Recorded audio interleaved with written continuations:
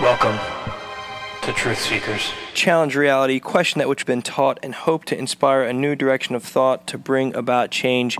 I'm your host, Dennis Nappy II, on this Friday morning, July 25th. Is it the 25th? Yep, no, I'm sorry, the 24th, 2015. Don't have my dates right today. Been kind of an awkward week. I missed 2 days this week. My apologies to you loyal listeners out there. I had a last-minute opportunity to take my family to the beach and enjoy some time at the ocean, relaxing and kind of getting away from it all. So I obviously had to take advantage of that opportunity, and didn't have the opportunity to broadcast where I was. So it was nice, though. It was nice to get down to the beach and get away. I had I've been joking saying I'm a shark attack survivor, but I did today yesterday I was in the water with my wife and my two kids. I was holding my daughter, my wife was holding my son, and about 10 feet out from us, just where the waves, right after the waves start to break, there was a man floating on his back in the water, and to the right of him, out jumped a shark.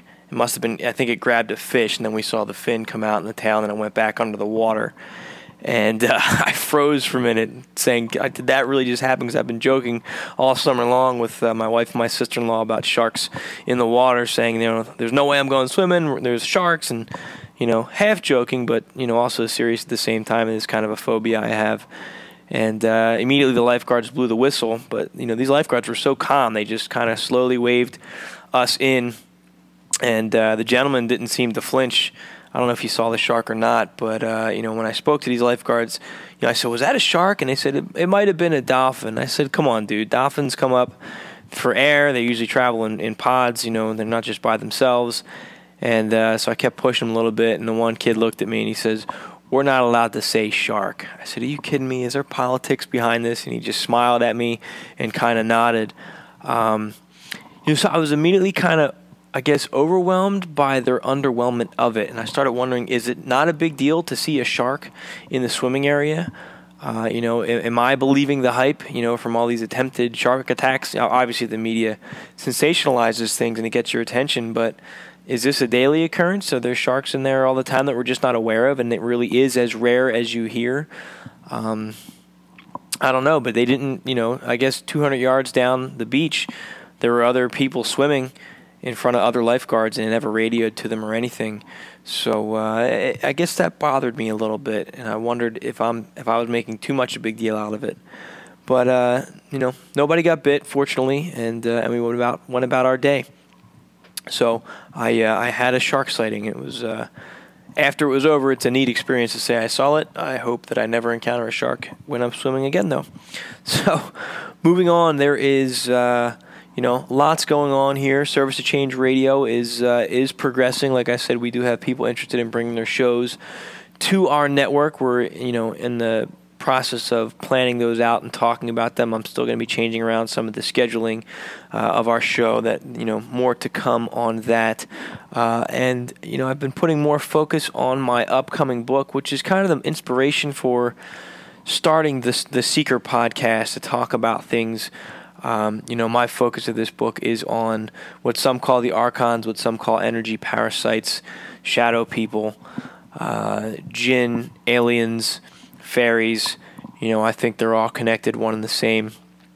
So, I took a look at my project tonight, and I took a look at a lot of the research that I've been doing. I've got in front of me right now 1, 2, 3, 4, 5, 6, 7, about 10 books in front of me that I'm looking to use as sources in this book that I'm writing, and I've really started to restructure what I've written so far, because right now I've written mostly just my personal experiences.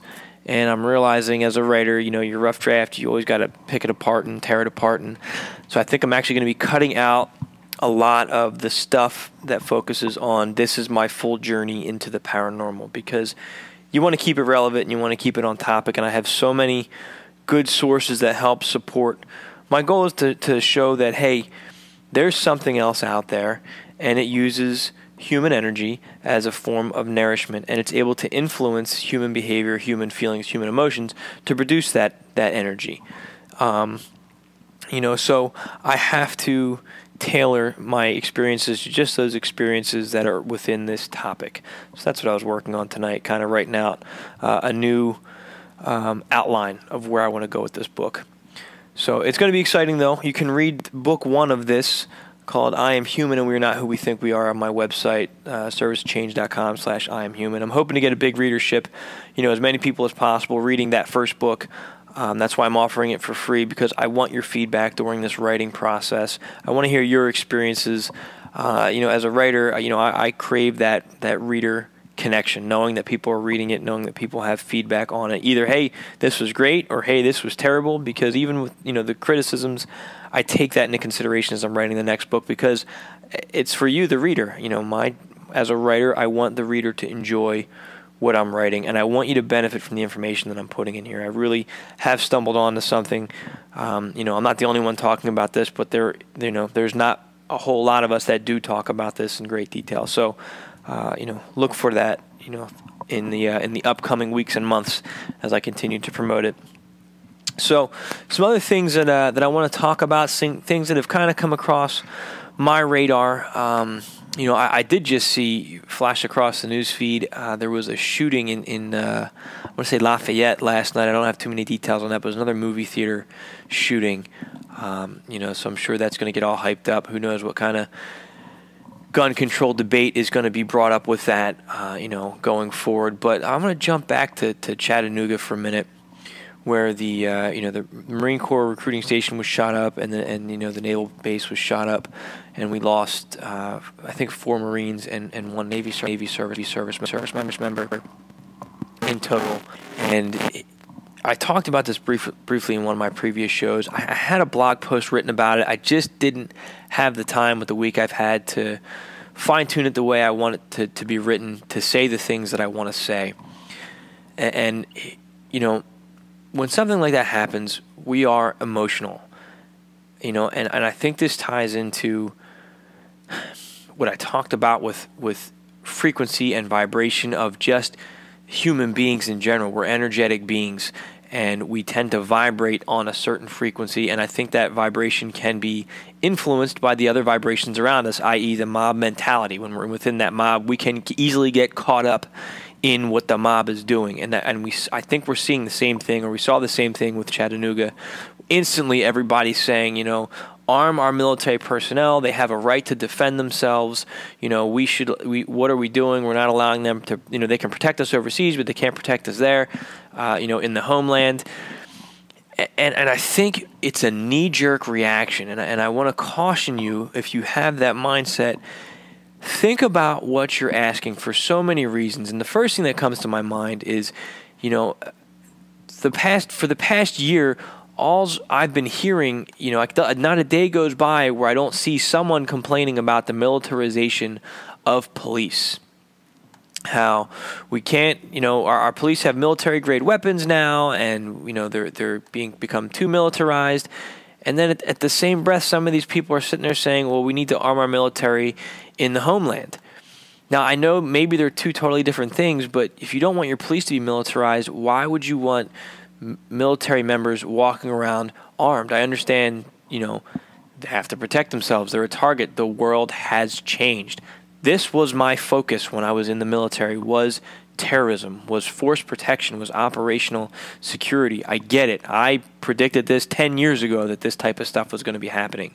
On a personal note, do I think that I should carry my firearm? Absolutely. I'm a huge proponent of the Second Amendment. But at the same time, I urge caution when saying this, and I'm not alone in my feelings about it. I'm trying to pull it up right now. And in an article that I came across, it kind of mirrors how I feel about this, and it's from McClatchydC.com.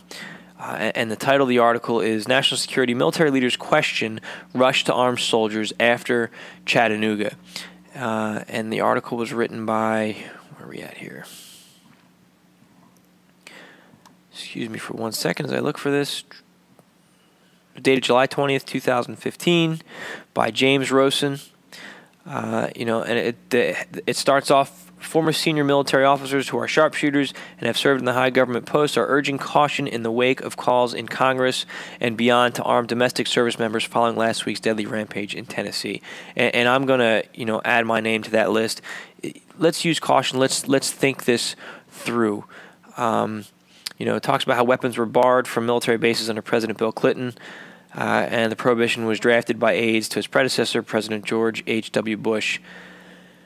In thinking about this, military personnel are targets, and they do wear a uniform, but are there other things that we can do? This article talks about some governors, they're not waiting for Congress to approve. From Florida to Texas to North Carolina, chief executives in at least 6 states have authorized their National Guard units to be armed, move them to fortified armories, or taken steps to increase security.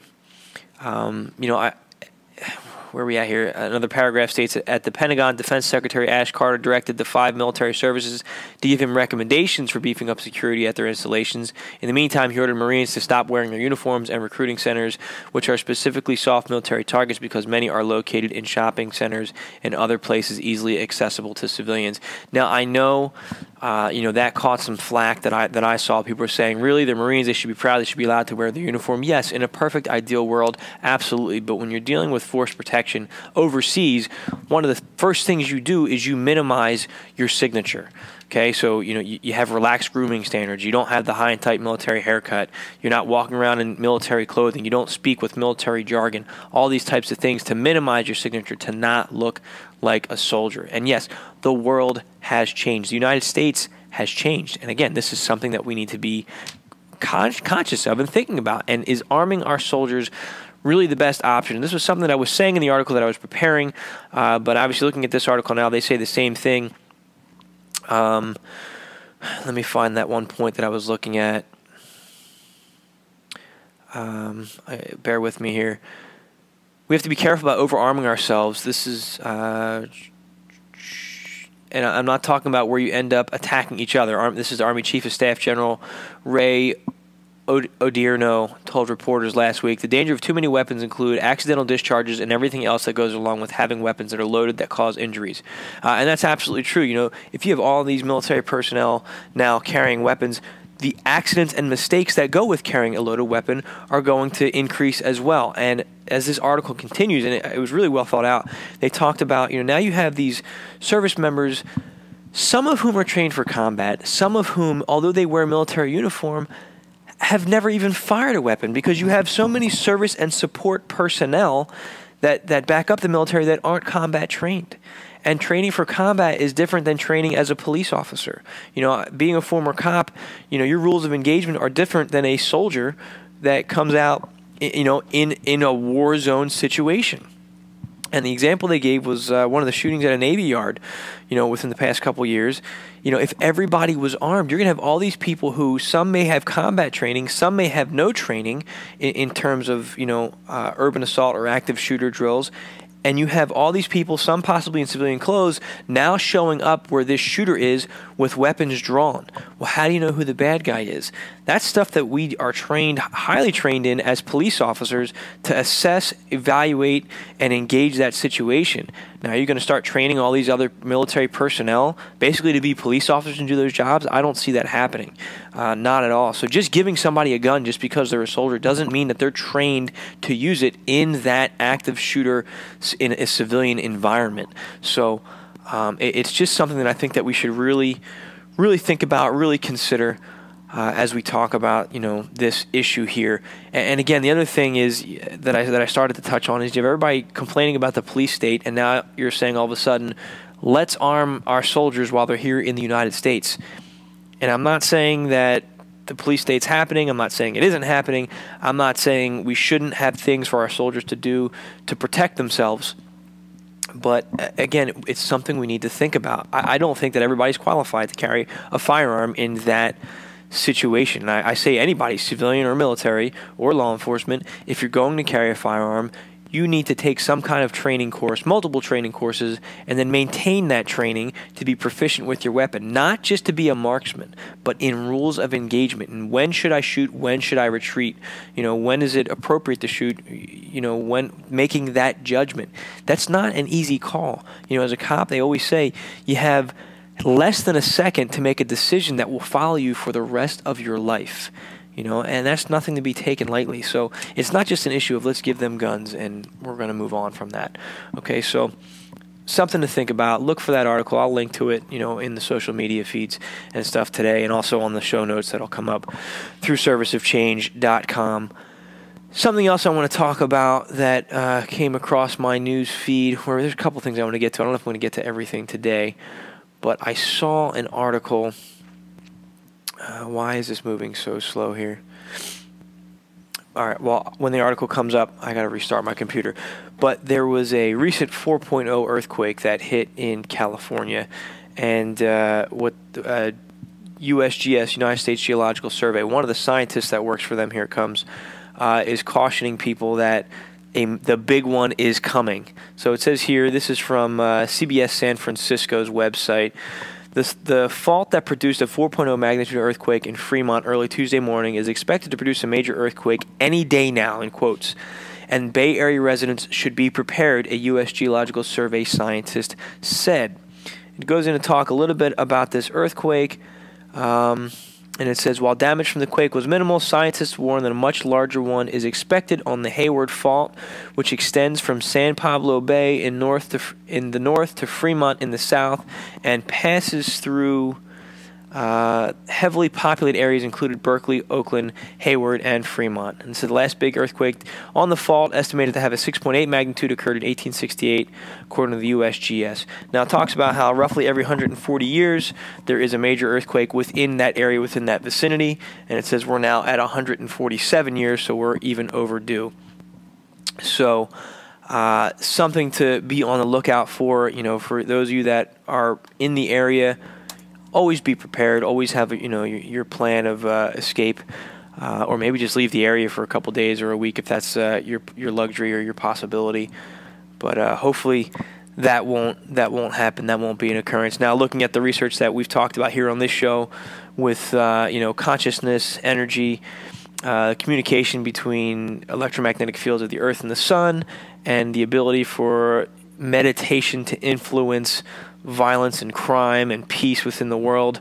I wonder, can we have that connection and that power over natural disasters if we have these indicators that are coming up? If enough people meditated and prayed and sent those positive vibes to that area, could they influence it? Well, that's something to think about, moving forward in our own exploration of consciousness and our relationship and connection to the world and to the planet. So again, there's a lot more that I wanted to cover today, but we are out of time. So again, thank you for taking the time to listen. You can listen all day long at Service of Change Radio, serviceofchange.com/radio. Right now we have the Changecast and the Seiker Podcast that are on our station. Have some other shows that are in the process of being brought to our network as well. So you can listen to our newest Seiker Podcast episodes Monday through Friday, 9 a.m. to 3 p.m. And then we play Changecasts, throughout the afternoon until 9 p.m. And then we have Seiker Podcast archives playing overnight. New Changecasts come out every Friday, and I'm going to be looping them probably every night during the week, so you can catch our newest episodes and listen to them as well. It's just been a lot of work on my plate trying to get everything done. I'm a one-man operation at this point as far as all the background stuff. So, again, I want to thank you for taking the time to listen. Have a fantastic and wonderful weekend. We will be back Monday morning talking about some more things in the realm of the unexplained and reviewing whatever pops across the headlines that may be relevant. So I'm Dennis Snappy II. This has been the Seiker Podcast on Service of Change Radio, where small changes among the masses can have a massive impact around the world. I encourage you to be that change. Never stop questioning and keep an open mind. Thank you.